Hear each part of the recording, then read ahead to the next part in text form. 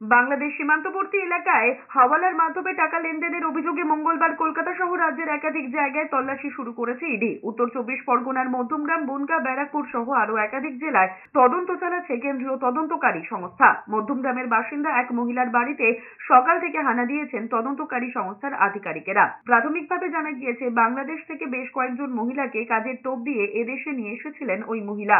চোরা পথেই তাদের আনা হয়েছিল ভারতে। কাজের প্রলোভন দিয়ে এদেশে আনলেও শেষে তাদের বিভিন্ন অসাধু কাজে যুক্ত করা হয়েছিল বলে অভিযোগ। পরে ওই চক্রের থেকে কয়েকজন পালিয়ে গিয়ে ঝাড়খণ্ডের একটি থানায় অভিযোগ জানান। মামলা দায়ের হয় পড়শি রাজ্যে। ওই অভিযোগের প্রেক্ষিতে তদন্ত শুরু করে ইডি।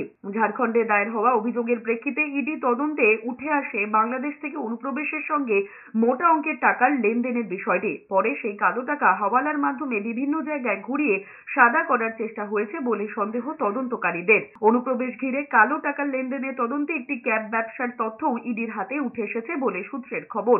যদিও এই অনুপ্রবেশ ও হাওয়ালার মাধ্যমে টাকা লেনদেনের সঙ্গে ক্যাব ব্যবসার কি ধরনের যোগ রয়েছে তা এখনই স্পষ্ট নয়।